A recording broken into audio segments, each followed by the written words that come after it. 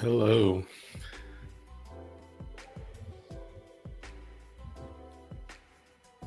What's up, everybody? Welcome. See if my headphones want to play nice. There we go, connected. Hi, welcome. So we're going to do some more Astro work today. I'm excited. I know we do a lot of Astro here.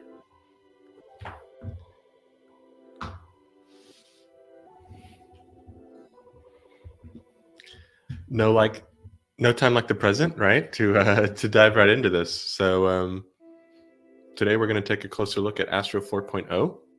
It got released yesterday. So shout out to the Astro team. New APIs, faster builds, redesigned docs, new unique development tool for Astro that enhances your local dev environment in new and exciting ways. I've talked about Astro a lot here, but it's a web framework, right, for building content-driven websites, which is my blog is definitely one of those. And so these are the highlights. And I think for now, the Dev Toolbar will be, the Astro Dev Toolbar will be fun to play around with. Incremental content caching is a very cool idea.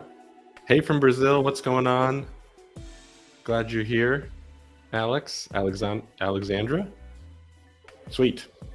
Yeah, we got people from all over the world that joined me on these lives, so this is cool. Cool to hear that someone else is coming. I'm in Houston, Texas in the US. Glad to see you. Let's see, we've got some new view transition APIs, which we've played with before on here. I'm excited to see if there's any improvements there. And then logging and documentation, I've gotten some changes. And so we're not going to create a project from scratch, but we are going to check out the upgrade guide later. But let's look through this. So it introduces a powerful new way to enhance and customize your local browser dev experience. I always like these kinds of tools, especially if it can make you more productive. And so we'll see today kind of what that looks like. Custom apps and third-party tooling. Nice. Accessibility problems, that's cool. Nice. So they're going to solve some sort of real-world problems, which I always like to see. So during development is never included in your final build, right? So this is something they inject via the dev script. So we'll see how that works today. You can inspect elements, very cool.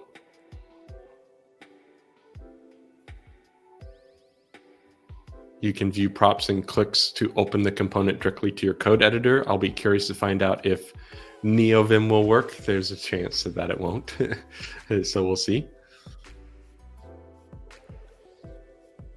Right, so like ARIA roles, images missing alts, so they have some sort of audit tool. Oh, nice. Boom, there it goes. It's going to tell you what's wrong. Partnering with Sentry. So if you guys don't know who Sentry are, they are like a monitoring platform. Yeah, and they can help log errors and collect user input when it comes to like when things are thrown. And there's all sorts of ways you can use it, but it's usually for error tracking. And then Storyblock. They are a CMS. We've shipped a toolbar app as part of their official Astro integration. All Storyblock users should see a new app in their toolbar, providing quick access. That's cool. I don't need a CMS for this project, but I do always have needs for CMSs depending on the project. And so we'll play around with that maybe at a later point, probably not today. And then can use the new Dev Toolbar API to build their own embedded JavaScript applications for development. I could see something like Tailwind related being very cool. I could see, what else could I see? Dev Toolbar API. But we'll look at that a bit closer then as well. Surface testing and linting errors right in the browser. Oh yeah, that would be nice. Opens your dev environment using local tunnel. Also a cool idea. Early access to external tools like Squoosh, which we've talked a lot about image optimization here on these lives. So that's definitely something that I would love to see. And then automating common tasks like user switching accounts during development. Ooh, that's cool. That would be very nice as well. Let's see, discover new launch week apps in the catalog. Build it up. We're gonna do enhancements. Alternatively, you can update your config to disable the so using XOR, you can not use it. Which makes sense, I guess, that some people may find it annoying or unhelpful. But we'll definitely explore that today. Internationalization is great. I've actually thought about if I could do some internationalization. I know talking about people coming from all over the world, I know that breaking up my blog posts into different languages would definitely benefit those that English is a second language. Cool. So they have locales. This is like a built-in first-party feature, and they've introduced a new routing mechanism, making it less complex. We love a less complex internationalization solution because it is often pretty complex. I've only had to do it a few times in my career. Cool. And so you have a default locale, and then you have other locales.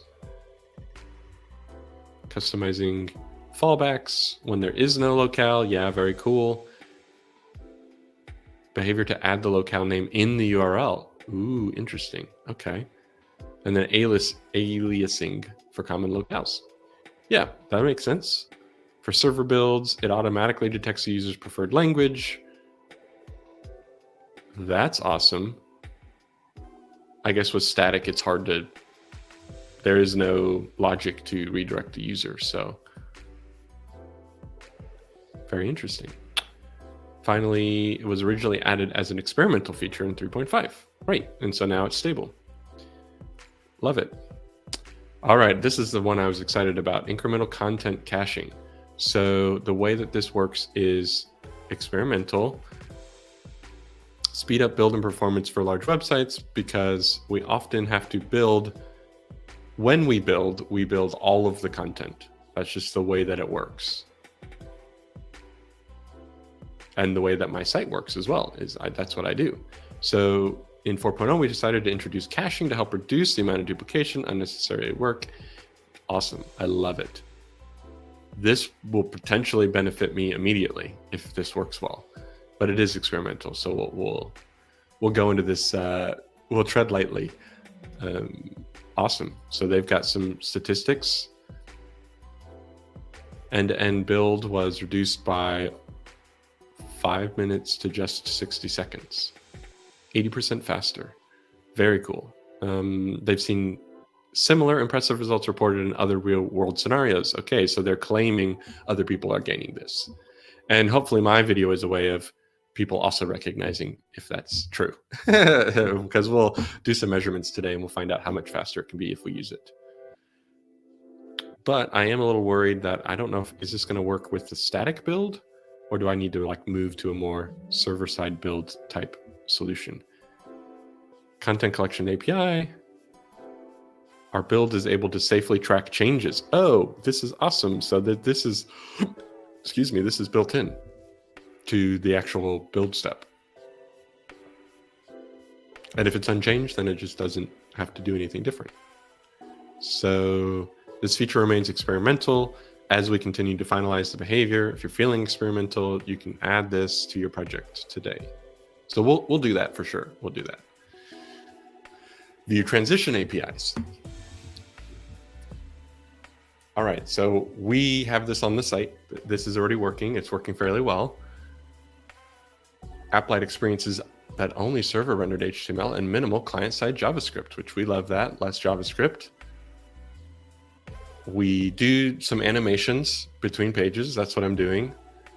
And morphing, we definitely do this morphing. I'll show it off later. It's definitely fun to look at. And then transitions can now interact with static HTML forms and dynamic client-side form components. Nice. So we can submit a form and trigger the transition API. Make sense? Prefetching. Now you can specify that a link should be prefetched on hover, tap. Ooh, yes. I love prefetching. So you guys have heard me talk about Remix, and we used Remix last week. in our Comfy UI work, and they do really good prefetching. And so I'm definitely wanting to play around with this. I think it'd be awesome if I can load the page before you even view it. And I know it's static, like all of these sites are already static, so it's already going to feel fast, but prefetching makes it even faster.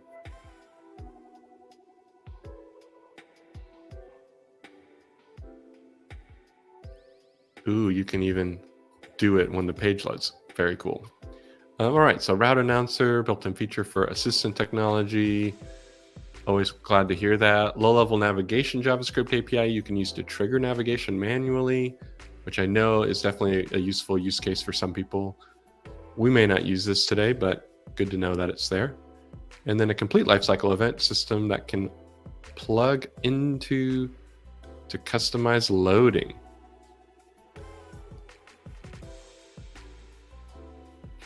Okay. So it's just kind of a way to get your hands on the lifecycle and do something super custom if you wanted to, which is good. But I think in like a simple blog case, it's not a big deal. Let's go. What's up? We got some other people that are joining us. We will continue to advocate the power of view transitions and their ability to deliver on the experience of a heavy client-side SPA with only server-rendered HTML and just a little bit of JavaScript. You know what I love though? When I do like view transitions and I show people my website, they almost immediately, at least the devs, immediately go like, is this an Astro site? It seems that so far Astro's kind of ahead, I think, with all of this. Huge shout out to this person. Let's check them out. Maybe we'll give them a follow and their contributions. And then there's a new guide and a new tutorial. So we'll kind of glance at those. And then redesigned logging. So the CLI receives a fresh can of paint, including removing unnecessary logging, more terse errors. Love that. Refined track stack traces. Yes. Also love that. This is one of those super under appreciated things, I think, in a good framework. And I really, really hope to see Astro continue to say that like logging is important, because it's often something that goes ignored in the day-to-day like life cycle of a dev. Like we just log and we do our best and we just try to interpret stack traces. And maybe if you're like me, I will go to ChatGPT like tools and be like, hey, here's my error or my logging. What does this mean? Because some of the logging technology nowadays isn't always clear, which is frustrating to say the least. And so there you go, making the results of these things easier to read, parse, and debug. And as I'm speaking about how this is important to me, maybe I'll look into contributing in some way, because I know that this is kind of an ongoing thing, and you'll always sort of have to improve on how logging works and the way in which it's presented to the user. And then they redesigned. So I kind of felt like this was coming, and they love to work on their own product, which is great to see. And so now this is the official documentation template, all of the best practices over the last 2 years. Like they've collected all these best practices, and they know how to scale a project like this, which I know has internationalization. It has custom code snippets. It has all sorts of things. In fact, the code snippets, I'm going to have to look closer at how they implemented that, because I was using some source code that was from the Astro docs. And now that there's a new version, hopefully there's a more clean way of doing that, because I found it kind of hacky. But we'll see. Maybe, maybe not. And so we'll go and look at those docs a little bit more, especially some of the tutorials that they've posted here.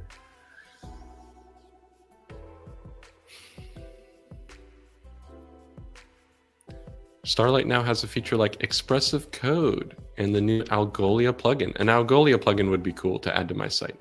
I have a really basic search feature that is working for the most part, but that's cool. New components to come, like our interactive file tree and multiple choice quiz. Oh, that's cool. part of me has thought, if you guys haven't seen it already, I highly recommend that you check out my dev workflow intro.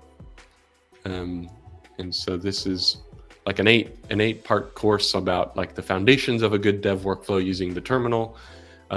This is more sort of macOS focused, but I definitely would love to learn more from Astro and the team that's building these solutions to like come up with what's the next course. So let me know in the comments right now if you're listening to this later or while we're here live. Feel free to share what is the next course that you want to see from me, because I love making these and I want to make help people, you know, be developers or be productive. Core maintainer, very cool. We'll give him a shout out too. And then there's a Codebase, which we'll probably browse. And I'm on the server channel if you guys aren't already there. I don't know if you guys are big Astro devs here, but there is some helpful conversations happening on the Discord server. Try out Astro in your browser. Upgrading to existing projects, check out the upgrade guide. I think we already have an upgrade guide. Yeah, upgrade guide. Let's just give a quick look at this. It's go time. Get started. Yeah, so these are the basic projects. Very cool. And there's like frameworks where you can add frameworks, integrations where you can add integrations, and then generic templates. Ooh, a Hacker News one, that's fun. Yeah, so I've seen this page before, nothing new here, pun intended, but you can like open these in StackBlitz, which is cool. So if you want to like see a project and play around with the template before downloading it to your computer, they let you do it here, which I find super helpful. StackBlitz is such a cool project. Yeah, check that out. We already got a working project, and this is remote. This is like a web app. All right, but we don't need to look at that today. We'll give the docs a star, and we might revisit this later. We'll go ahead and I'll give that a little save. Appreciate Ruben and all his work. Give him a follow. Core maintainer, let's go. We got Martin. Martin looks like he's not on the social medias, or is he?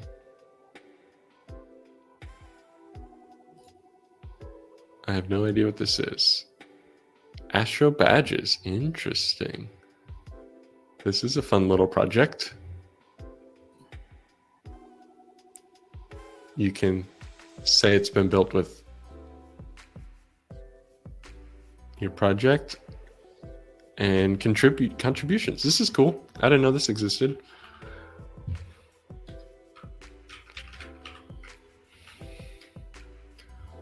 All right, so let's get into it. What are we going to get into? The docs are very cool. This is worth kind of glancing at. We got this bento box style. What do you want to build? Take a guided tour, start a new project. Does this look familiar? If you guys see my site, we'll just go to a recent blog post. You can see the view transitions in action. This one should be it. Yeah, check this out. There, it's the same. It's the same because I borrowed from it, but the copied is nice, and this is looking really crispy and nice and clean. So definitely want to draw from that. See if there's any improvements. And Astro Islands tutorial for building a blog, the project structure. I kind of really want to get into this. View transitions. I'm gonna see if dependencies. This is cool. The way to choose between your project. I wanted to recreate something like this for my site because I do like Bash and Z Shell and Fish are common things that I want to differentiate in some of my tutorials. But let's see, update scripts. is in line.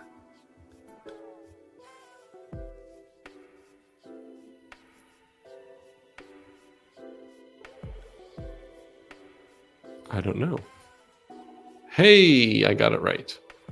That's cool. That's a fun feature. And the little Houston with his little hat. It's cute. So this is not anything new from what I can see. We've already implemented this, and you can watch me implement it live. We have a live and from the past that shows me implementing it. Which one is it? I think it's upgrading to Astro 3. Yep, view transitions. So we're going to upgrade to Astro 4, and we'll have a similar blog post come out after today.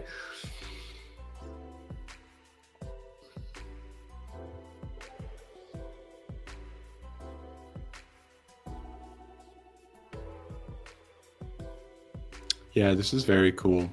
This may be the project I want to replace. But how did they, what is Expressive code?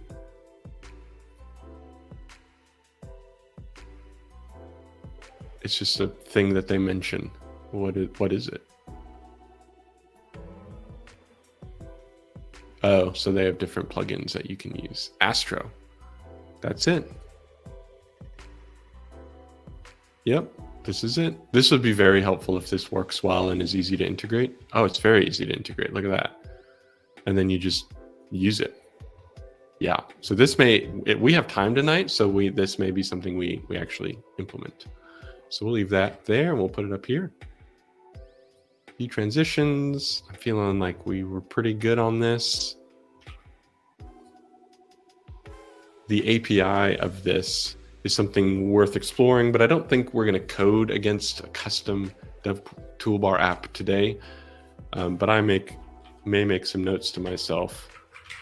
Dev Toolbar app API ideas. So we'll do Tailwind, CSS, and we'll do YouTube. Something YouTube. Maybe like the YouTube videos themselves. There may be a way of inspecting the video and get more information about it. What about an AI? Like ChatGPT Vision or something like that, or generative text AI might be interesting. I don't quite know yet how it plays around with like Markdown. That might be worth exploring as well.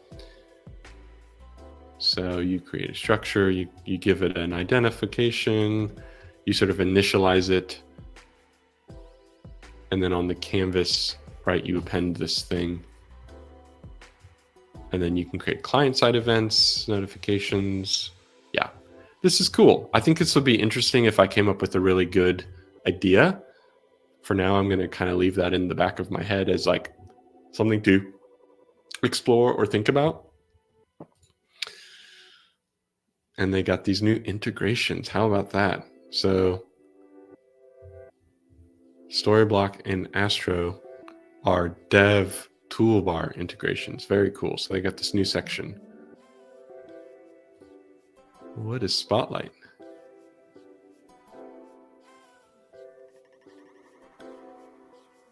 This is Sentry. Got it. This is the Sentry thing. So Spotlight is the name of the Dev Toolbar. Spotlight is Sentry for development. Got it.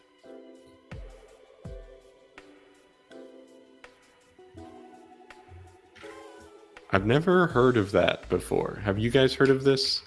Jump back to chat. Chat, you're kind of quiet today. So the Dev, this is Sentry for development inspired. What is Sentry for development? What does that mean? Sentry for development. So it's like, it's like a Sentry style UI kind of thing that is presented to you while you're coding, which I guess could be useful. I don't think I would want to add Sentry to my site because it's static. Like, why would I deploy it? Embedding to your front end works everywhere. I guess. So this, maybe we'll add this. I don't know what this serves me at this point, because I tend to, I don't know, I'm a Vim guy, so I'm really comfortable in the terminal. So I'm just gonna use the terminal. I don't know. Something, I guess, to put on the kind of the back.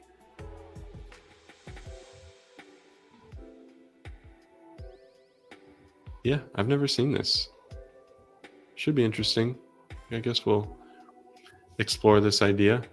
And in the future, let's kind of see what the Dev Toolbar offers us before I get ahead of myself here. And then the actual upgrade. So if you guys follow me on Twitter, you know that I called this out before we got to yesterday. So sometime earlier this week, I brought this up, and I've already used it, and it's actually super helpful. Hey, look, we're live. Little inception moment there. But I've already talked about this. Yeah, check this out. So like a week ago, or whatever this is, they kind of silently put this out into the world, and they were preparing for version 4, I guess, but I mean, it's already live, and it works really well. So I haven't loved lately that I have to like manually upgrade all my packages in order to be up to date. And so this will update all of the Astro related packages. And there might be some code mon going on, but I don't think so. So we'll just give this a try. We'll just run it again today.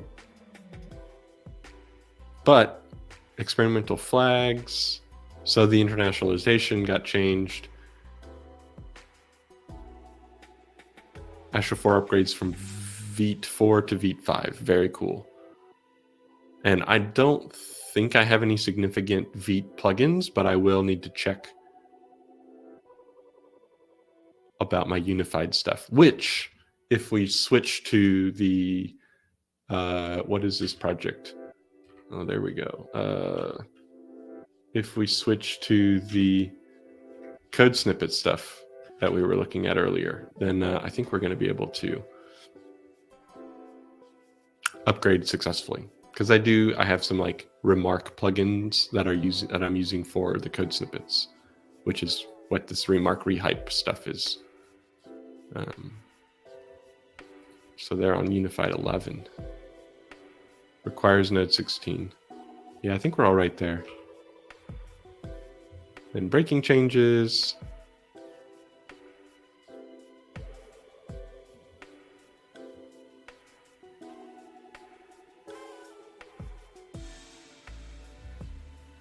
Render signatures. I don't think I'm doing any of that. And then adapters. Possibly we're using that. All right, so we're going to do this step by step together. So, little Spider-Man 2 in the background.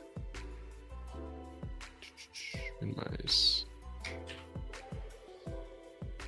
This thing is so weird. Why does it do this? Oh well. Do you guys see what I see? I see a little thing up here.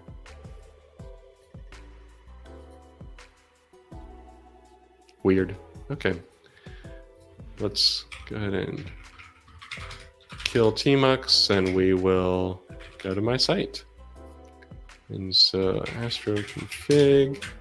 We're going to go ahead and clear that, and then we will run our upgrade script. Actually, let's make sure we got a new Vim conference talk coming in 2 days, if you guys don't know already. And so I've got a blog post that will be coming out the same time as the conference. The underrated square bracket motion in Vim. We're going to talk about that in my lightning talk. And is there a, let's see, is there an NVMRC? We're going to use 18. I keep having this issue where brew uninstall node.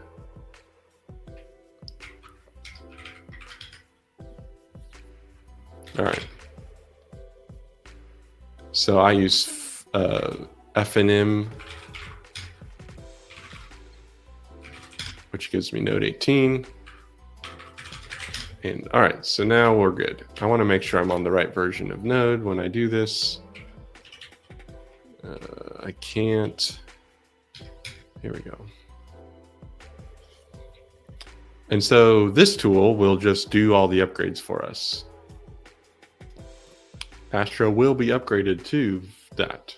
MDX, RSS, breaking changes, yes. Well, that's cool that they prompt you for breaking changes. That's actually really good to see.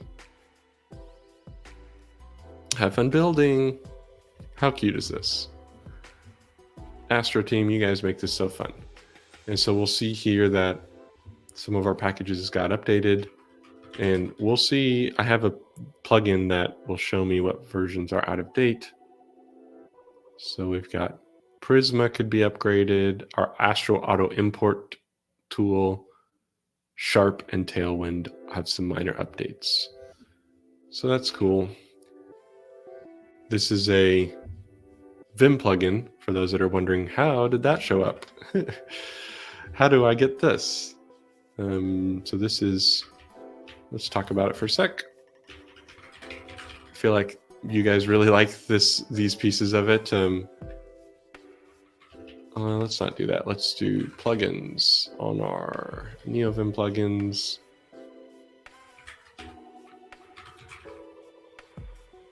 What is it called? I've got all the plugins.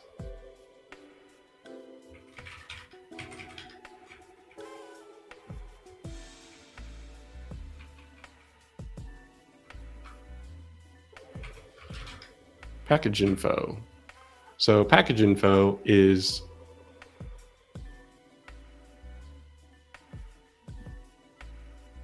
this is it.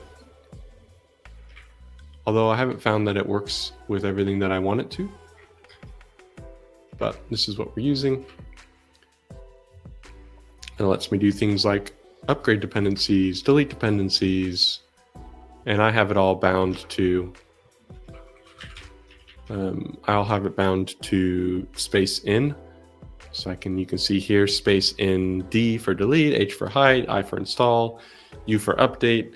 And so I usually do U for update. So we're going to go to Sharp and we'll just go ahead and update it. So space in U, confirm, and it just runs it in the background. And when it's done, the file will upgrade what we see here on the screen. Boom. We'll do the same thing here. Go ahead and get the latest patch from Tailwind. And so this is the thing that made it a little bit easier to work with. But at the end of the day, I was annoyed at having to do it for all the Astro stuff constantly. And so this should hopefully simplify it. We'll go ahead and Astro auto import might be something worth looking at. Astro auto imports. We can npm quickly open that with Raycast. We'll find out what the tags are here. Support for Astro 4. Sweet. And I'm actually going to star this and follow releases. And so everything's up to date. And we've definitely got some things down here that won't be. TypeScript could be upgraded. Vite. It's interesting that Vite didn't upgrade to 5 automatically, but we want to do that today. Vite test can update. I think Vite test should be fine.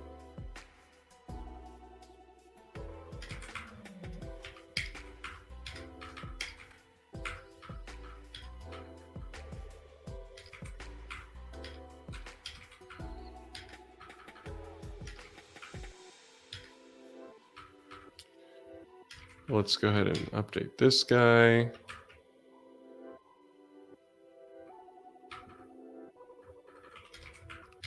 And this is kind of the boring part about being a developer, I would say. All right. Types nodes. That I don't want to upgrade. that I don't want to upgrade. All right, so we'll go ahead and upgrade that. All right, so now I'm feeling pretty good. We got our packages upgraded. Let's run it. So let's just start up this project. And the main thing is we don't want something to fall apart, right?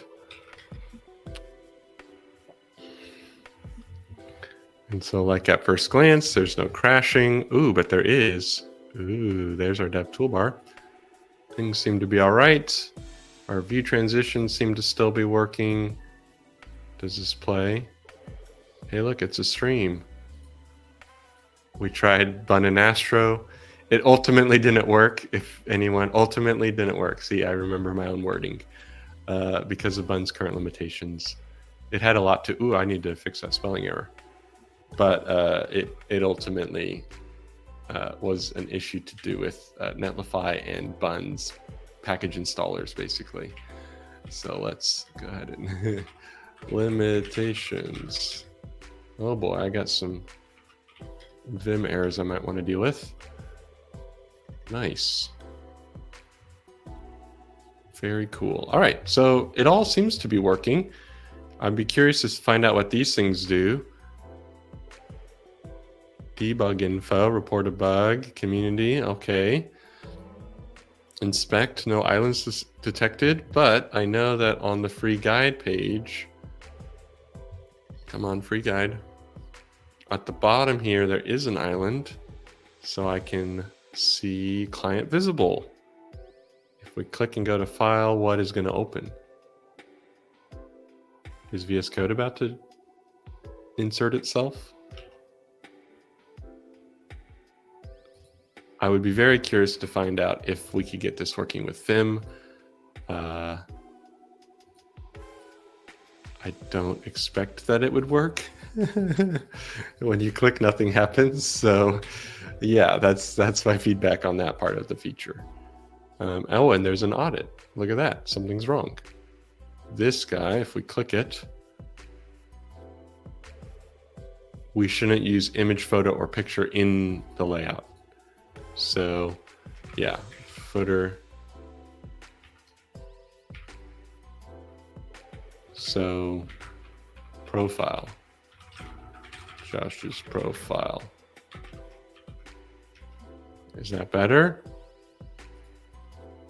No accessibility issues.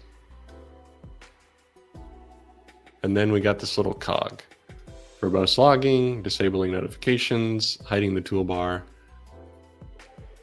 That's it. Yeah, so I mean, I guess I would like to see maybe Tailwind or, I don't know, maybe even view transition related stuff where I can be like, this is a view transition thing, and I want to make sure when I click it that it goes in the direction I expect, right? Like we're seeing this feature where the view transition is doing its magic. And so my guess is that it would be useful to be able to like inspect and track and see those things as they happen. And here you go. There's my other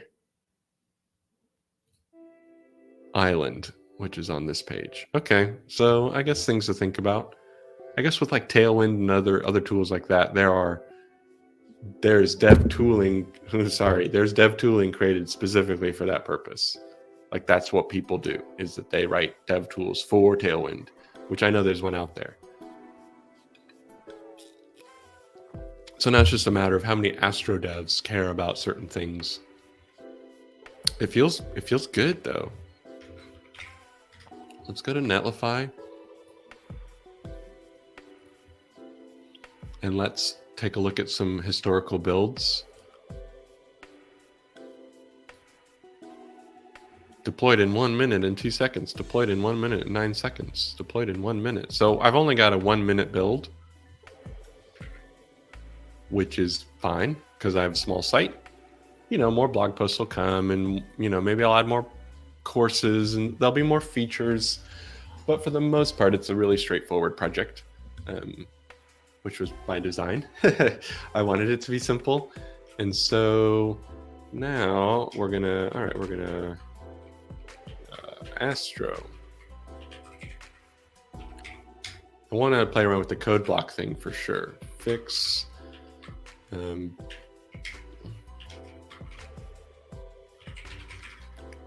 wording on footer image. Fix spelling error. Feature update packages to Astro.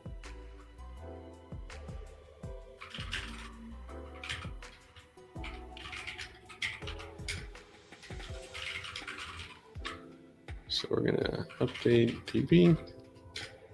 For those that are wondering what that last one was, I have a SQL database that's just in version control, and it's the thing that's controlling my GitHub related metadata that pops up on certain blog posts.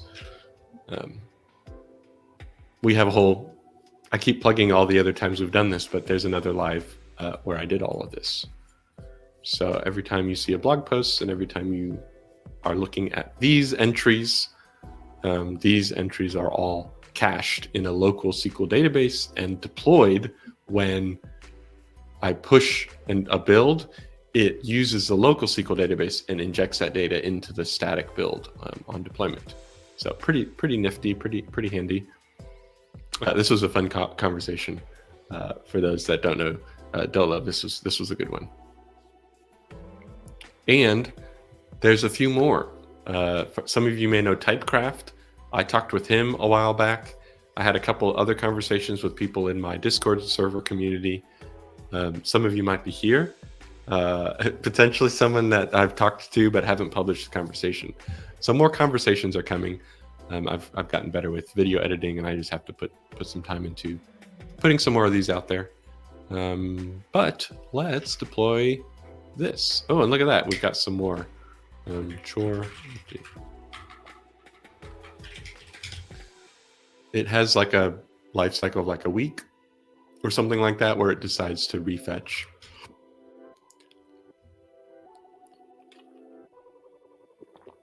All right, let's push this. Let's open up a PR. Upgrade to Astro v4. Upgrading.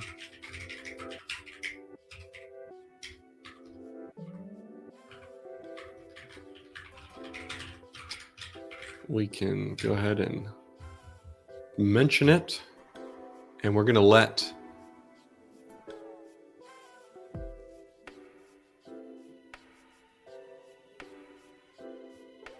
dude, great question. Oh, hi. This is a great question. Let's talk about this for a few minutes. So, why do I have Netlify? Why am I not doing the Vercel thing, right? Like they partnered with Vercel. It's the official partner. Why would I not be using the official partner? I see that you're mentioning Vercel has that middleware by route feature, which is great.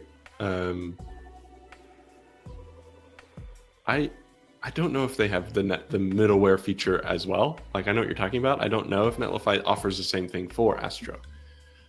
So where am I? Hello. So let's talk about it for a few minutes. So I haven't loved Vercel's pricing structure in general lately. I think I would get away with the free account on this site, but for other projects, I tend to veer away from Vercel because their pricing model gets really crazy really fast, which I get that they're like a for-profit company, but we have found that we wanted to avoid them, we being like the people I work with. So that's one main reason. I have used Vercel in the past for hosting. My site used to be a Next.js app, which is made by the Vercel team, and so that was a good fit. I personally I went to the Jamstack conference when it first came out, I don't know, 5 or 6 years ago, and I've met people at Netlify. I like the people at Netlify. So if you ask me now why I'm using it, it's more of a relationship thing where I know the people at Netlify. I think that they're good humans, and so I just picked their product to use for now. Because it's, at the end of the day, this is a static site. So I am just using Netlify functions for the email sign up feature on my site. So when you put in your email and you hit save, I'm just triggering a serverless Netlify function that goes and communicates with my email service, which I'm not hosting that. That's just a third-party service that I use. So maybe those are some questions, the answer to your question, but that's kind of what stir me to Netlify and why I'm using them. Am I done? No, I'm not done. We're still working. We got the upgrade. The upgrade's working through my whole conversation here. We have another build. Build was successful. What's my runtime on this build?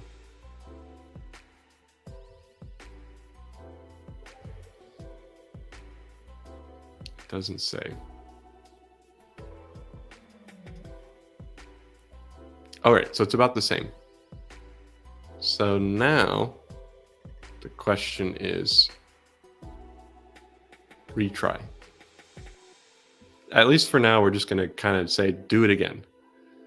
And we're going to see if the caching mechanism is something that, to your point, is like maybe Vercel is the official host and is something that's worth doing.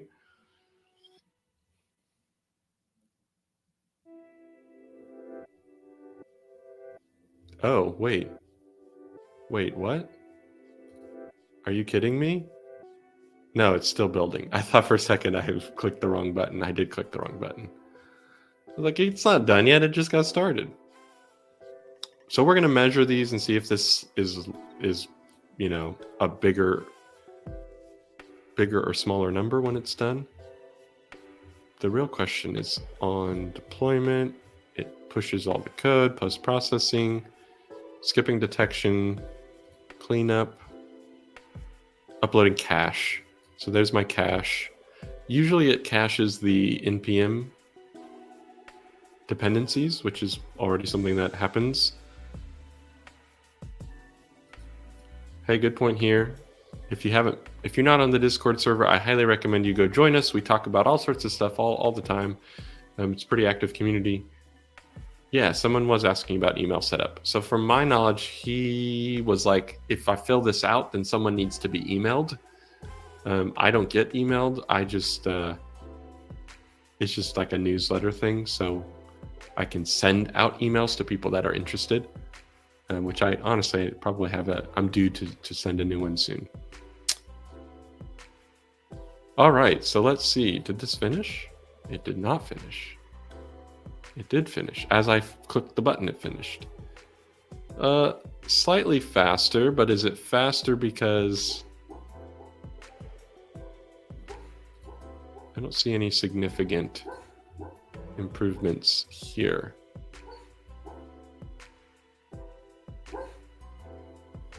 I'm wondering if the SQLite thing is, well, that should 29 modules transformed, generating static routes, passing the glob result directly has been deprecated. Oh, I know about this. I need to fix this. Let's go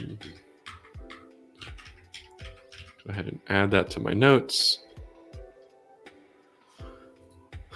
But it just regenerated everything. So my question is going to be, oh, it's an experimental feature, right, chat?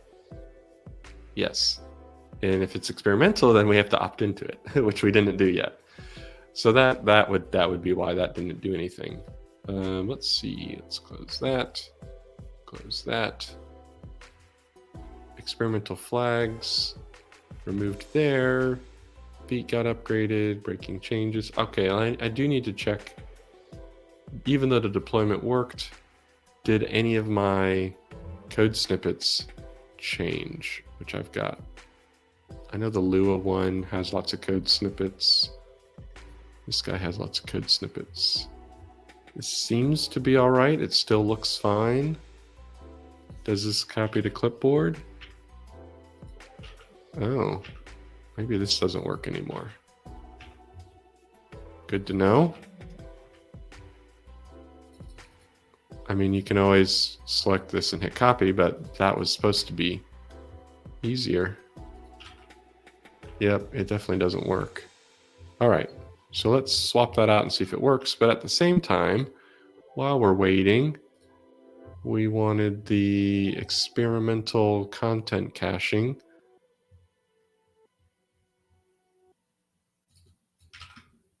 We'll see if the docs say anything about that. Experimental goes, what is this? The define config. So this goes on, no, Astro config. And experiments.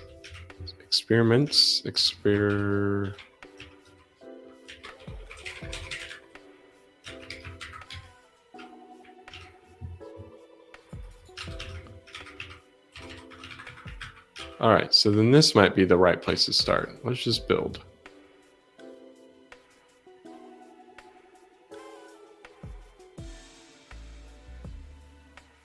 And then at the bottom, we might see some sort of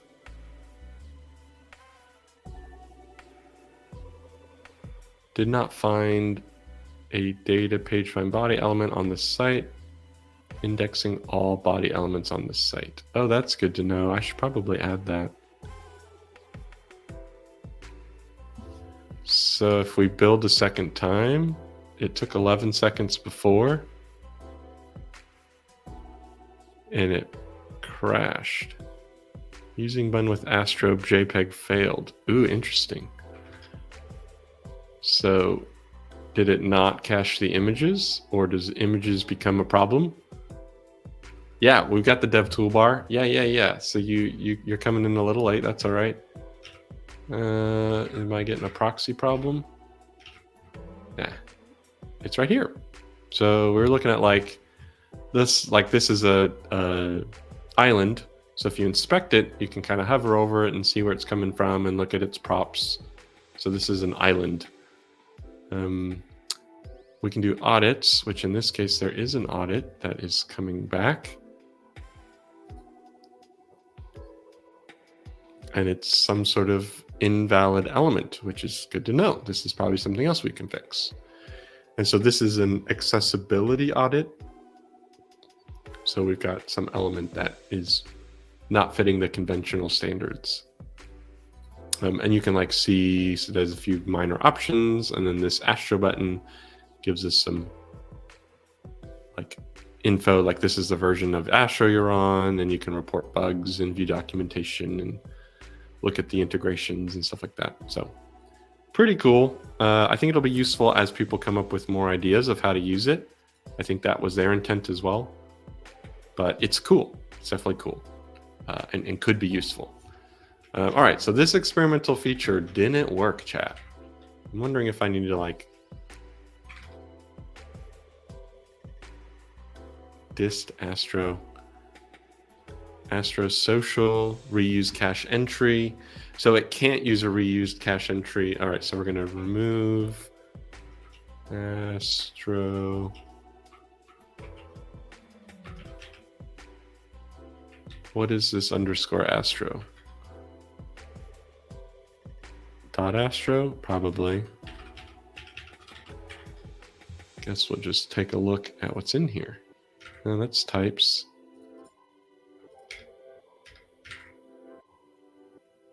Usually it's in here.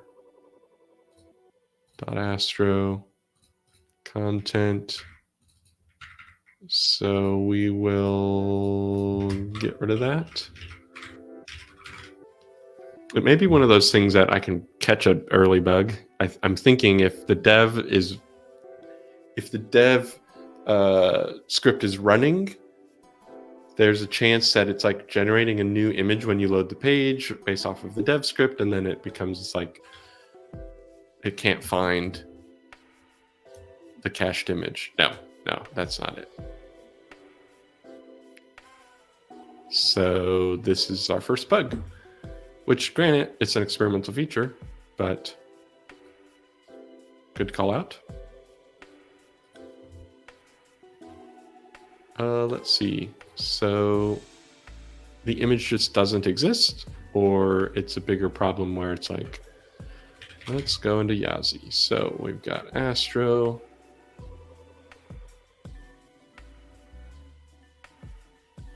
Dist content. Underscore Astro using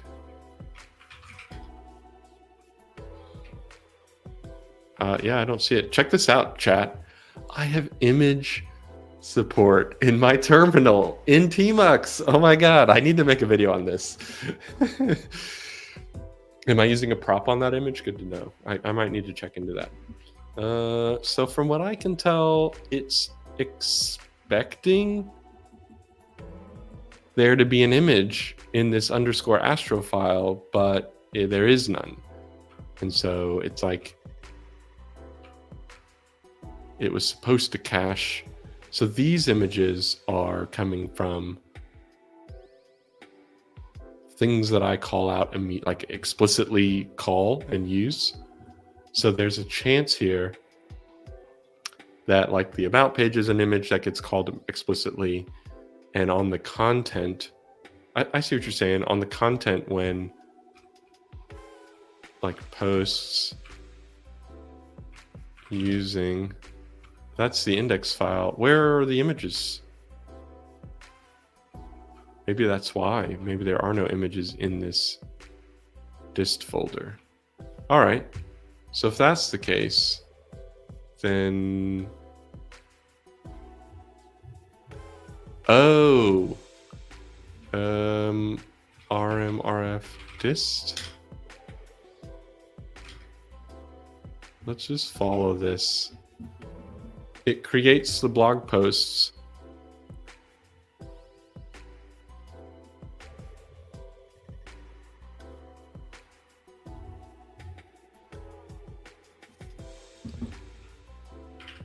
Well, yeah, so that's the thing. Dist is here. .astro isn't, that's not it. But in node modules.astro, there are assets. So why is .astro assets have this? Yes.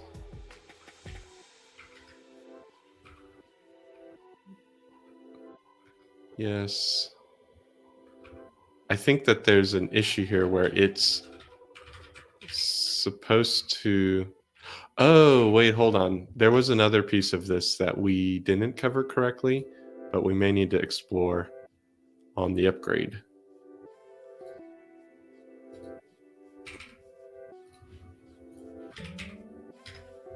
And that is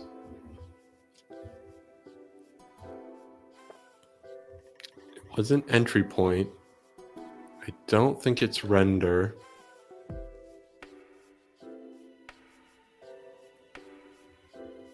But Shiki, no.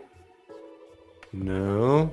I thought it had something to do with if we take a closer look at the Vite config. No, this is just Vite test stuff. Astro config, we do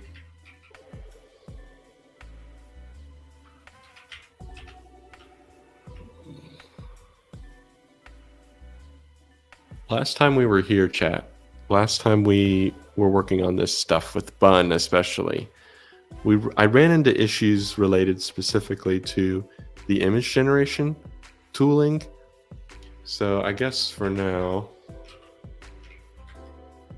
when we build, it's supposed to use image generation. See all of this stuff? So this is underscore Astro / image. All of this stuff works. And then if I turn this on,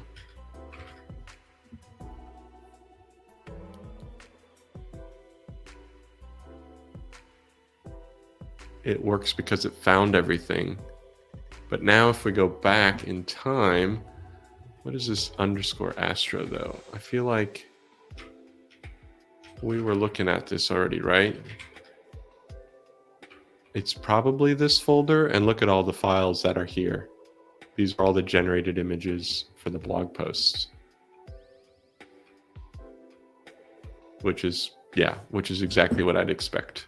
So if I delete these and I build again, it is expecting to find the images, but then it's not there, and so it just crashes. But the original build didn't work.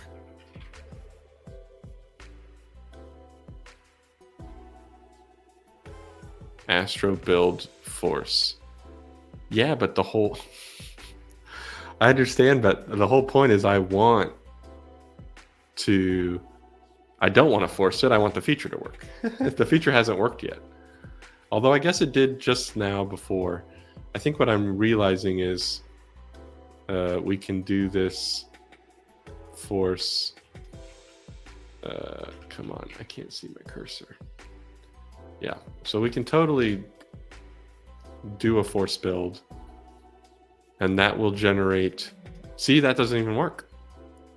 Interesting. Let's make sure there's 2 dashes.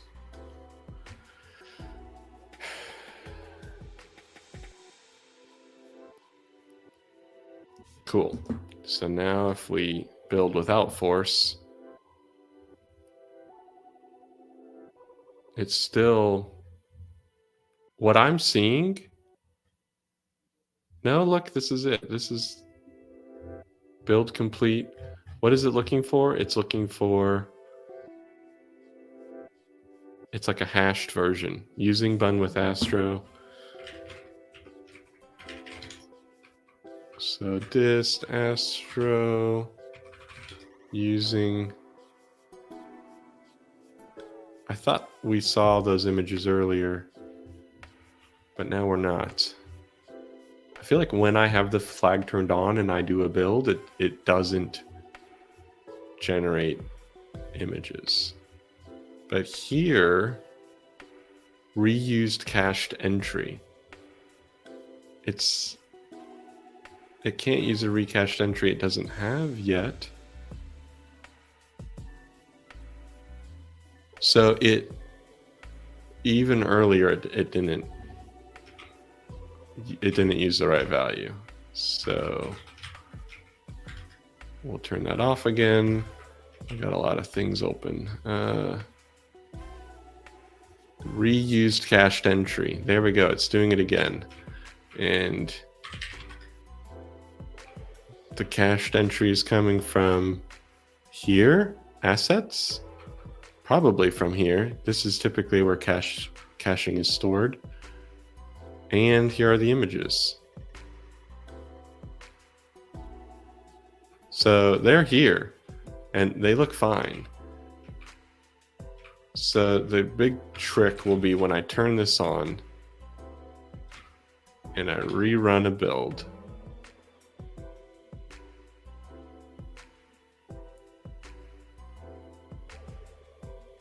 It expected PTMYZ, that whole thing, right? And all those images go away. So the act of whatever's going on up here is like overwriting what I'd expect. And then, so this is a bug. We can submit this to, I'll probably explore this more outside of the live stream and see if anyone has any feedback for me. But we were expecting using bun with astro.pmy. Yeah, so see how this one,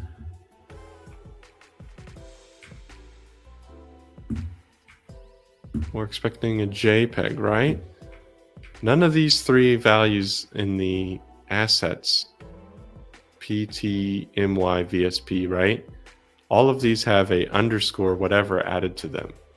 So the question now is like, is the caching lookup wrong? Is there a line of code missing in the markdown, contents lookup? There's a chance that that's what it is.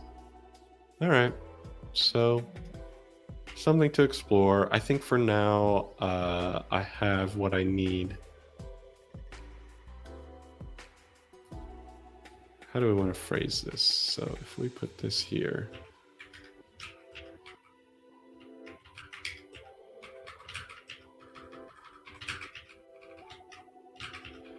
we put this here, I'm just going to state, let's go back to that. So in our node modules, Astro assets, we have something like this, and this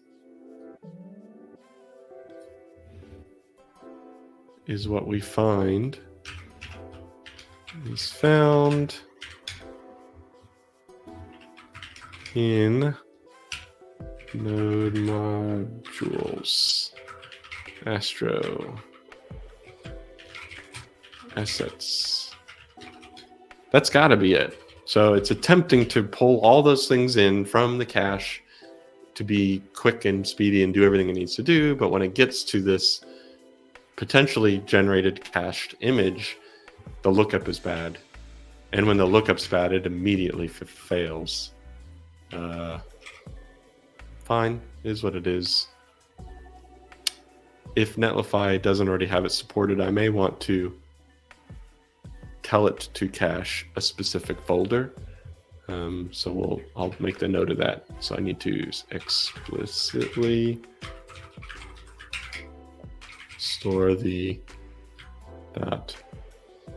I guess all the node modules are being cached, so perhaps the .astro s like content is being stored. Dude, you guys are the best. Look at this. Craig has told us that he's looking it up for us. Look at you go. All right, so this is Astro's. Yeah, Astro on. Let's go there. So you're saying that there's already an issue.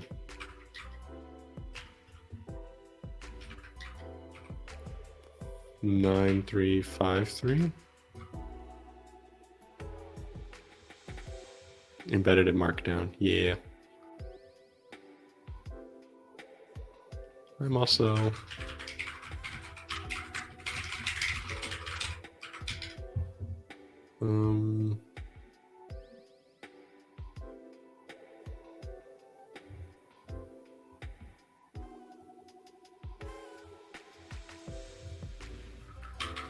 it appears to be my thumbnail file images.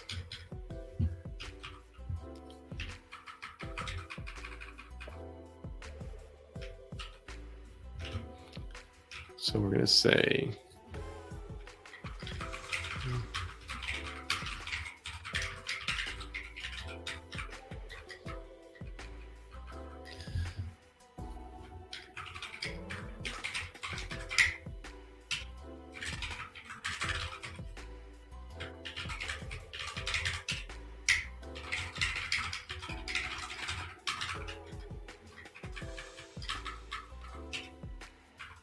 something like this.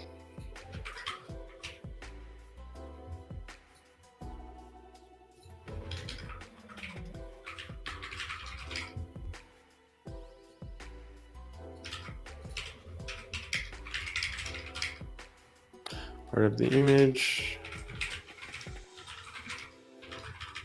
missing in the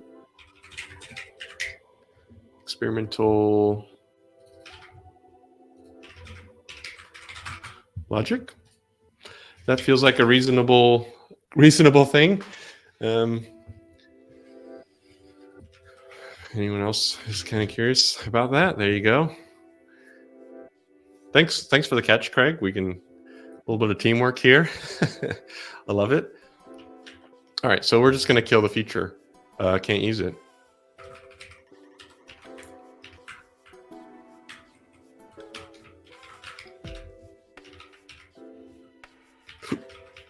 So we're waiting for this to be fixed. Yes, sir. Yes, sir. Yes, sir. Thank you. All right, so we got a little red code here. I think I'm going to put it in version control because why not? I mean, I'll see it the next time I'm around. So, all right, Craig, thanks for coming in, man. It's been fun. We've got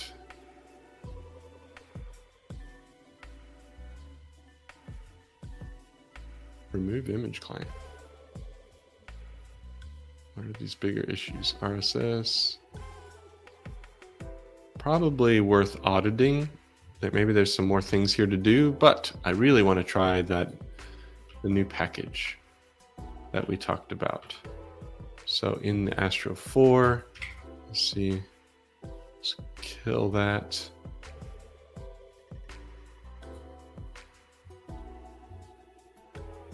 In the documentation, we have expressive code. And on expressive code, we have the Astro expressive code. So let's see, let's go ahead and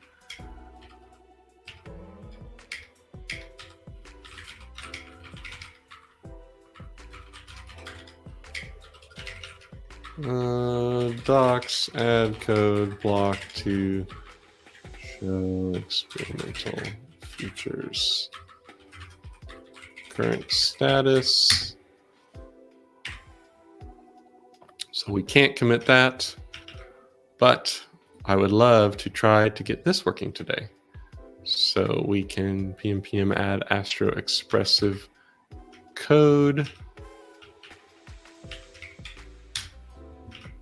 And I probably will just rip the code out that is not useful to me right now because I have some code that is not very useful right now. Or not useful. It's useful. It's just poorly typed and doing some weirdness that I would love to abstract behind a package. So this guy gets added. Yes, please.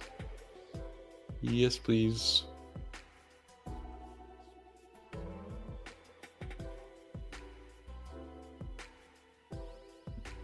Not an official Astro package. Use at your own risk. Okay, guys. Hey, look at that. They added an import. Yeah, the code mod stuff is cool. I would love to potentially write an Astro plugin one day. And if I do, it would be cool to play around with the code mod stuff. All right, so we've got our package. That means this guy now exists. Astro expressive code can go between that. Ooh, yikes. And then we've got Tailwind and Preact and expressive code. What is this? TypeScript server error. All right, that's fine. Maybe we'll just close this and reopen it. All right. Usage and Markdown. Automatically render all code blocks in your Markdown MDX components, and you now have access to a range of features. Syntax highlighting, window frames. I'm using the window frames feature. Add your own feature. So this becomes interesting. I still think we have to rip out, yeah, before MDX. Oh, look at that. It knows. It freaking knows, you guys. All right, so this goes before MDX. Note must be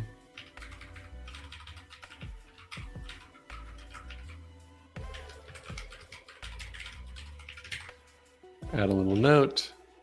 Remind myself I can't sort it. No sorting allowed. I like to sort, but I can't do it in that case. I have found that there are some of these plugins that they're really pushing, like you got to do things in a certain order because one is dependent on the other, which part of me thinks, why would you not create a dependency structure? Why make it a flat array? So if anyone from the Astro team or the contributors are listening, that's my question. Why can't we have more of a dependency-like structure on our integrations? All right, so that's going to work. It's going to start the site. Where's my 8888? But let's see, we need to go to a page. Yeah. So this whole Shiki block thing probably should go away. Yeah, so I'm missing format. Yeah, so I got too many things going on at once. So let's go. Is it going to be my MDX? I guess I need to take a closer look at. Is it Astro code snippets? Probably. It's probably this guy. But I need to actually get rid of all this code if that's the case. But let's just see if it doesn't break it. Okay, it doesn't break it. Oh, look at that. It's even styled. Ooh, and it copies. Let's go. So that feature already works as is. This feature works as is. I was leveraging this feature in the previous code I talked about. Let's go. Well, maybe we'll style this a little bit differently, but the fact that I can wipe all this out is making me very happy. So in my integrations code, I have this code snippet stuff, and I think all of it goes away. What is this one? Code snippet auto import.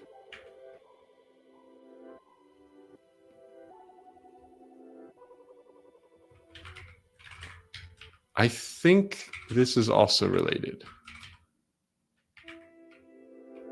I think all of this goes away in favor of the new Expressive code, which I was genuinely hoping that they would come up with a package that could solve this problem in a cleaner way. And so that's exactly what this is. So if you want to see my code, this isn't really much of my code, but you'll see that like there are issues with the typing. Like, look, this stuff is like, you're not supposed to do this, and I don't know what this type is, and what are you doing here, and cannot find type module, and unknown import. Like, there's all these weird things going on that I've had. Even this is MDX is just a super minor thing that isn't necessary, and so most of this stuff I was just ripping from the docs site. So we're going to remove it entirely. We're going to get rid of all this. And Astro config, we're going to get rid of all this. And my only issue now, unified, all this stuff goes away. And so now it's like, if we go to imdast, check this out. Ugh, this makes me so happy. So we're going to delete imdast. We're going to delete imdast util mdx.jsx. Like, what are these things? Like, I didn't even know what some of these packages were fully doing. They were very much like taking markdown code and then passing it through and then doing some sort of transform and then sending it back to the MDX like compiler, if we want to call it that. And so it's like all this like low-level compiler stuff. Not low, I know it's not that low level, but that's what it was doing. Unified. Feels good. Let's get rid of dependencies. Now I get granted that the new one has its own set of dependencies, but it definitely simplifies things on this end.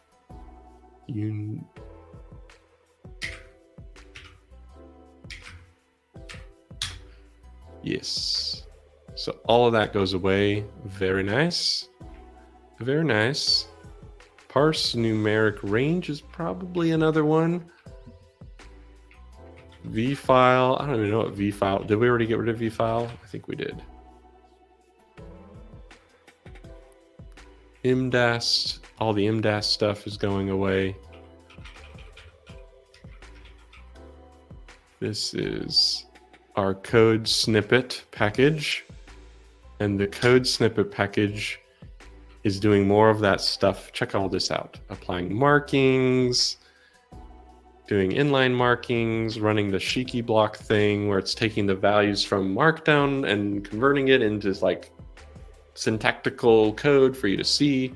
So a lot of this code already kind of is happening, but we are getting rid of it in favor of this new package. All right, so I need to get rid of all this. So look at all these code. All this code goes away. So we're gonna rmrf code snippet. That feels good.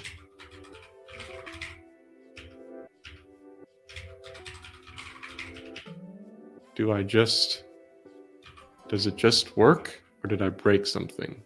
Nope, nothing's broken. That's good. Ugh, this is something I've been wanting.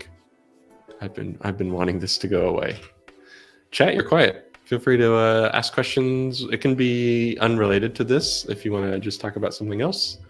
I think at this point I'm just in the mode of dropping all of this stuff so that I can have a much cleaner dependencies here. All right, so let's see. I guess the main thing will be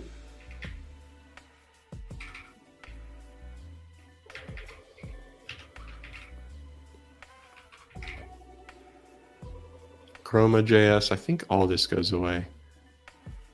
I guess until there's one of these that I could probably just use my best Chrome.js, Shiki line, Chroma.js. There, that was that one. HTML escaper. It felt so dirty when I was like, all right, let's recreate this talk thing. And then I installed like 10 dependencies and had all these weird, complicated this code inside of my website. And I'm like, this is just my website. This is not something, I'm not trying to recreate anything wild here. Are we still using node fetch? I feel like we are. Yeah. OctoKit, page find, parser, on code snippet. I thought I deleted this.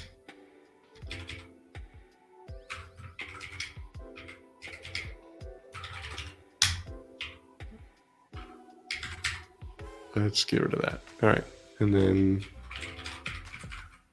yep, so we get rid of that. Preact, sharp, and tailwind I want.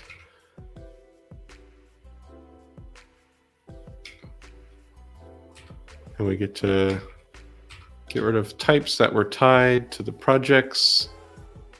Look at this. Look at this, chat. This feels so good. All right, so let's keep going here. HTML escaper goes away. Mdast goes away. We got our parser, we got our vitess coverage. Was this important? What was this?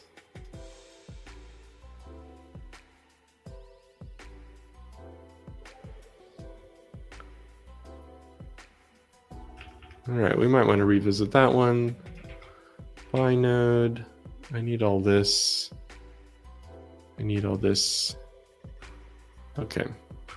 Let's take a quick look at this guy. So if we just quickly pull this one up.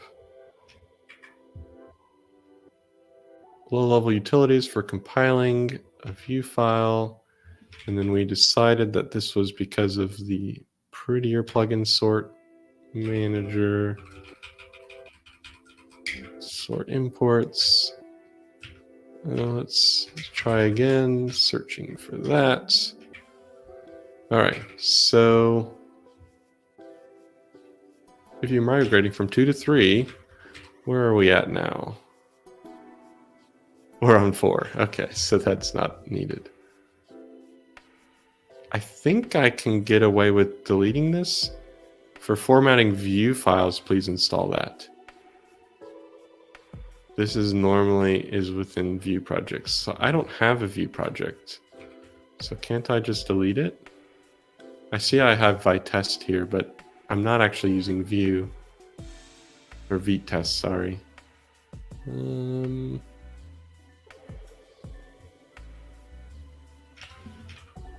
That feels fine. That's all that I need there.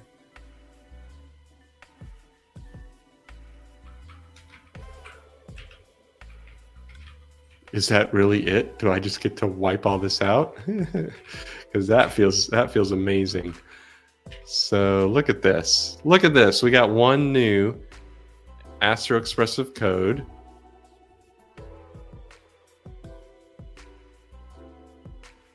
And then we're dropping 1, 2, 3, 4, 5, 6, 7, 8, 9, 10, 11, 12 packages. Let's go. That is definitely a win for me. 12 packages gone and one added. That's quite a trade. And then all this source code goes. Let's see. So this is the code snippet stuff. So now we're going to do a quick build just to make sure that it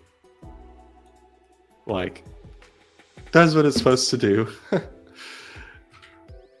right, so we're good. So we're going to say feature replace code custom code snippet logic for, what is this thing called?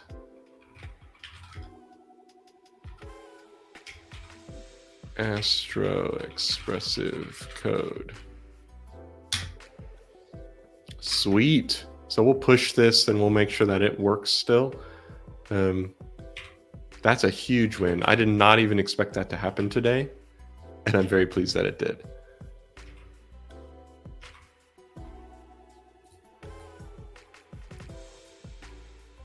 So we got some new things that are pushing.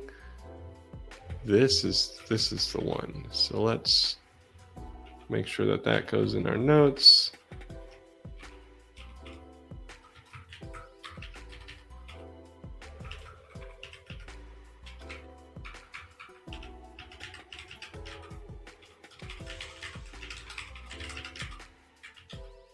And then we got our other, where's my other GitHub link?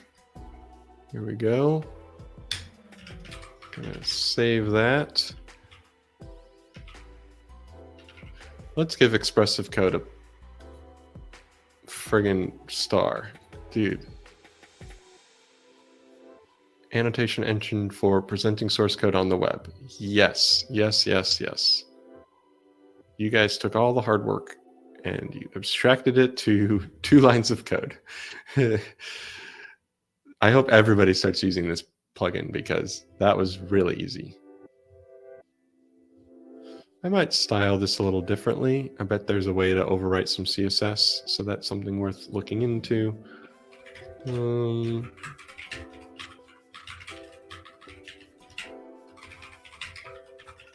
Cool. Very cool. All right. That's what I really wanted to do. So let's see if there's even anything worth exploring beyond what we've done. We got our preview deploy. Yep.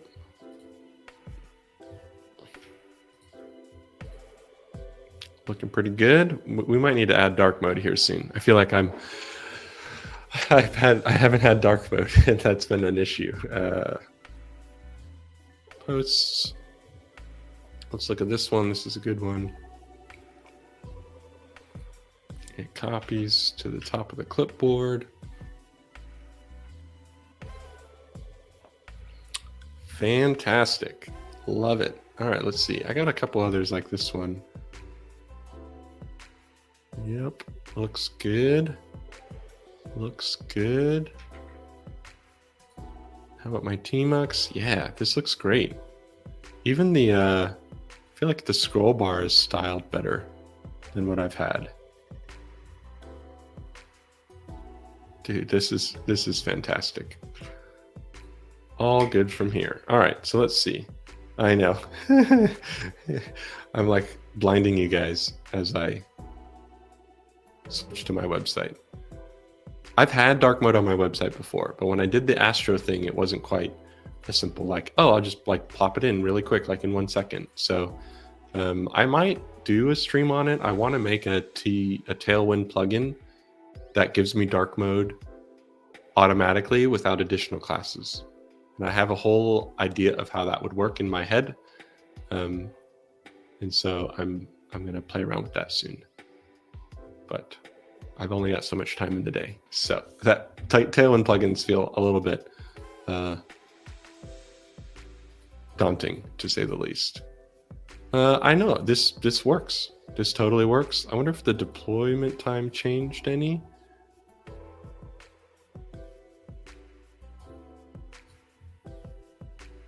How do we check that? There's like no time listed. Maybe here? Preview deploys? Yeah, it's about the same. A minute 15 is, not even enough time to go to the bathroom. So clearly, I think that I don't need to be so worried about getting my build times down. It's unfortunate that it doesn't work quite yet. But that's something worth calling out.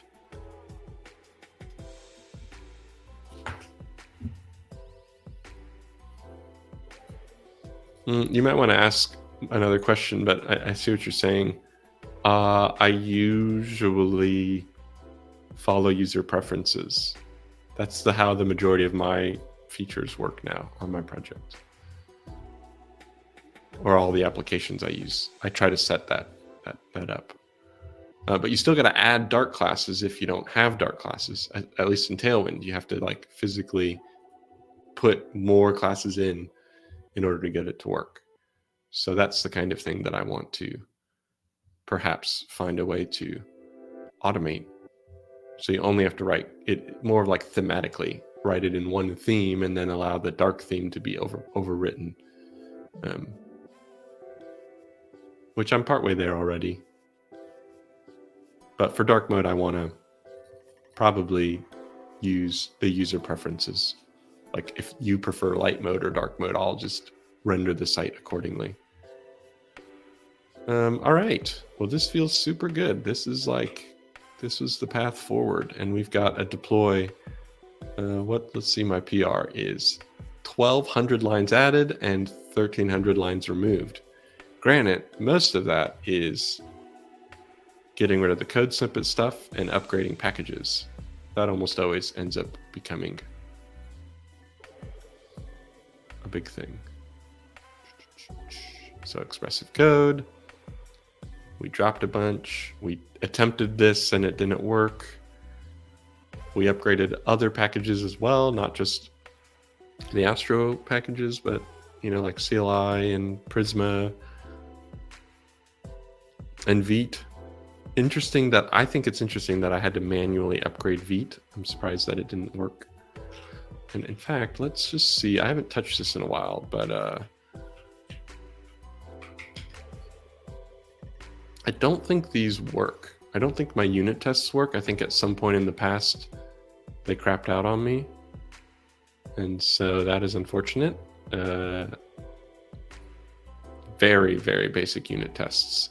But they used a third party and they used a mock service worker. So that's one of those things that I'm going to have to play around with.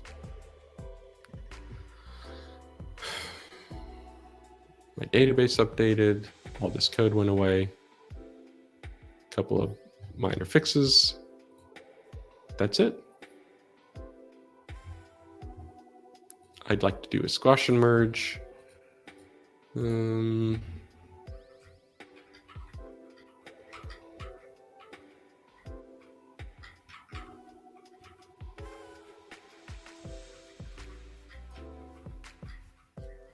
We're gonna add doc blocks to show.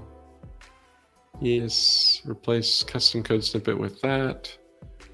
And update the DB. I feel like all this stuff can be moved down. New feature is that. We replaced all that.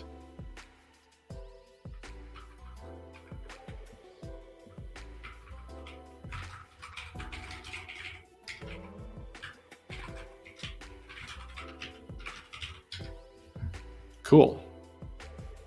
So we will feature upgrade to Astro version 4. I like squash merges. I'm curious what your guys' thoughts are on this. This is always a hot topic, a debatable topic for sure. But in my mind, like, this is a unit of work. I'm going to put this into main. I don't need these commits to be one by one. I like to think of it as like a swooping change, like all of this is my change. So I would like to please add all of these changes to the main branch. And what ends up happening, we're going to go ahead and confirm squash and merge. We'll delete that branch. We'll check out main. Ultimately, what I learned through the experience of squash merges is check out my git log. So git log ends up being a bit more straightforward looking.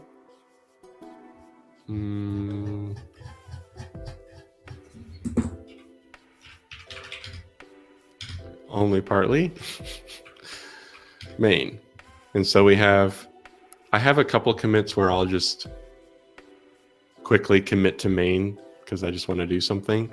But a lot of the big moments where I've done a bit of work and really thought it through and did the work, I have the PRs tagged in the commit message. And so that's been my general preferences to Git strategies, which there's a bunch of them out there.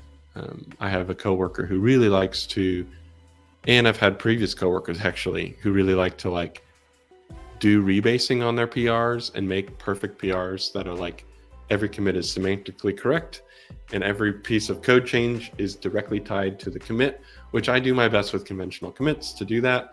And then when they merge, they do a rebase on merge. And so there's no merge commit. They just put those commits in mass in the main branch in a clean way. And they know that the commits they're bringing in worked on their own individually and are very clear as to the code change. And I totally get that. I think that's also valid, but it's time consuming. It takes extra effort to do that. And ultimately I found that just doing the merge as a squash, I can add some detailed comments in the commit description if I want to sort of break down if there was multiple things going on, like I just showed you, like, okay, we upgraded these packages and we did this thing, and like, yes, the commit was version 4 and this is what came with version 4. And so far it's worked well for me. So if we go to like package, we can see here that when we look at, I don't know, Astro, let's git blame, we can see, boom, that's what shows up. And so it's been super helpful to me to do it in that way. All right, so that's my rant on git squashing. I need to timestamp these moments. We were talking about me making YouTube shorts. I feel like that was a moment that should be a YouTube short. Deploys. Let's take a look. Published already. So quick. Freaking minute passes like nothing. Oh, interesting. You can browse files now. That's cool. That is super cool. I need to clean up my RSS for sure. That might be something to do on my free time. Probably not on stream, but something worth calling out. Upgrading to Astro 3. And then we'll have an upgrading to Astro 4 coming out. Cool. Look at this. This is so great. I'm very happy that this is doing everything I needed with one package and one line. And it looks really good. I could change the theming. I could clean up the some of the CSS styling if I wanted. Perhaps I could think about widening the body. But I have found that I like the character length. I don't know what you guys think, chat. Do you like the width of the blog post, or do you feel that it could be wider, which would shrink this, right? So this video is kind of intended to be something where more Inception here. You can kind of scroll through while you're watching. You can scroll through some of the stuff that I talk about. But at that vein, it's like, if I widen this, then I lose, some of that. And I found that this is a good reading length, it was a choice. It was an intentional choice. So I don't know, something to think about for sure. But this is working really, really well. We got page find. Oh yeah, I don't know if I've shown chat if you've seen this, but like I've got search, and this is all built in with a plugin. So it's all mostly done for me. But what it does is it reads all of the static HTML. It understands it, and then it spits out like a search JavaScript kind of thing. I think they use Svelte to build out this specifically. And it just kind of works, which has been great for me. Very little effort was put into building this feature, but it seems to do a good job. So if you're like, I want to look up all the things he talks about with Tmux, like boom, there's all the Tmux related stuff. So I've been happy, really happy with that.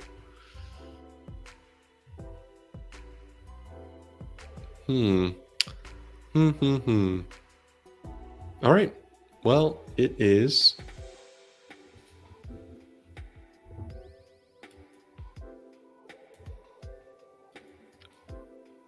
so going back, going back to this, I do think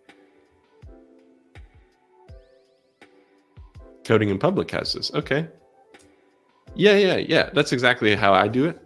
I already do something similar, where I use custom CSS properties, or I use variables to assign my colors. And then you can use certain tooling to swap that out for something else. But what I want to do is I don't want to have to define the dark colors in the Tailwind config. I want to reverse all the colors that I have defined.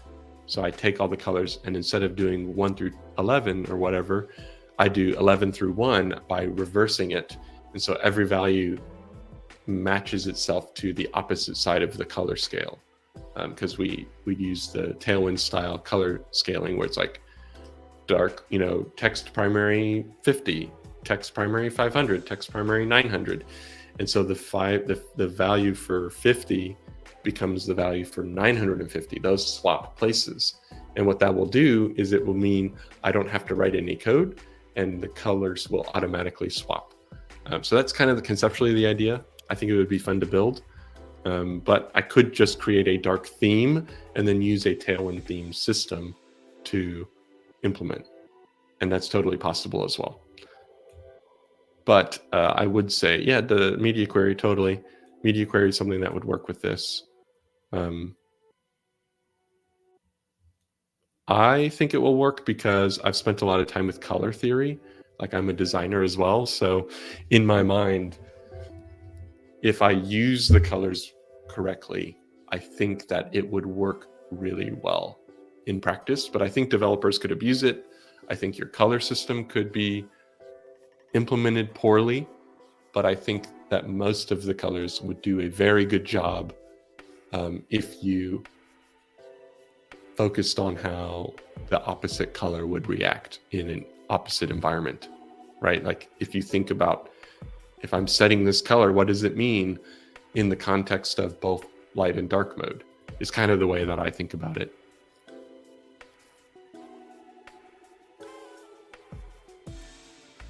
You can grab Tailwind custom. Tailwind has JavaScript, but they have a JavaScript library that calls certain things. You could also use the Tailwind CSS as like a module that you could use.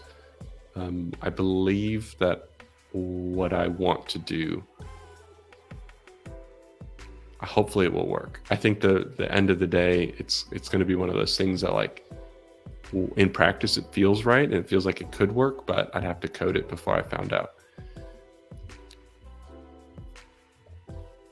So yeah, I think I might end here a little early. I don't know if there's anything specific you want to call out or ask, but I'm thinking that maybe we ended early.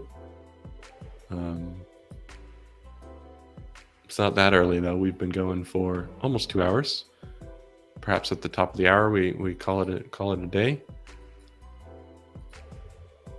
Maybe we spend a few minutes on my Tmux updates. Some of you are using my Tmux tool and you might find this valuable. So if I were to kill the node processes and clear Tmux, when I open up the project, it automatically asks what file I want, and you'll see that in a new tab or in a new pane, it automatically starts the dev process, which is something that often enough I'll detach to its own kind of thing. And the way that works is I wrote my code this way. So the Tmux session manager, this is a change from what we've done in the past. So my smart session manager, let's get to the code, let's shrink it down a little. If it detects a .t file, here we go. So if it detects a .t file, rather than calling it, okay, freaking lazy snippets. All right, so rather than calling it as a script, which is what I was doing, I was like, okay, call this thing as a command on the new session. What happens is when you kill .t, when like that script ends, the Tmux session actually dies. Like it will close the Tmux session that was associated with it, which I found a little bit unfortunate, and I don't think I would do it that way, not on purpose. In some cases, it felt kind of nice, or it was like, I'm going to do the thing when I'm done, like editing a file and I exit Vim, it closes a Tmux session and sends me back to what I was doing before. So that felt kind of nice, but in most cases, I don't feel like that's what people want. And so I decided to call it separately as its own script. So sort of independent from, we're not waiting for something to end and then doing something with the session. It just sort of happens. But what that required was a breaking change. And that breaking change means that we can't send commands directly to the script. We have to indirectly command Tmux, which feels fine. This isn't that hard to understand or grasp. The session is the argument. And so the main thing here is you got to use the syntax correctly, where you're calling Tmux commands. So we're going to send this key on this session on the first pane, and we're going to trigger this, and then we're going to split the window, and then we're going to send the keys on 1.1, which is the new pane on the window, which is my D script, and then we're going to select a pane by switching to the previous pane that was selected. So this is like the way of doing it. I feel like if you're not like a super hardcore shell person or Tmux person, that like this is going to feel like a learning curve, where you're like, oh, I got to write Tmux commands in a bash shell script, like in a specific way. And honestly, that's where like the Tmuxinator, Tmuxify, Tmosil kind of people that made all those cool packages, which we've discussed in the previous live.